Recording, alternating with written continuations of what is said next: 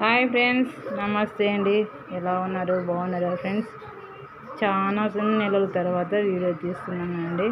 నాకి మా వారికి ఇద్దరికి హెల్త్ బాగాలేక వీడియో తీసేకున్నా శక్తి లేదనమాట.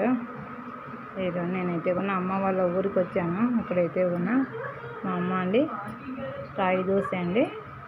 రాగి దోశ కలేజా అండి. నాకు బ్లడ్ చాలా తక్కువ ఉందన్నమాట.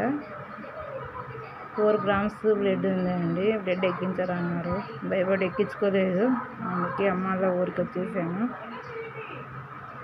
మా వారికి అయితే కూడా ఆపరేషన్ జరిగింది.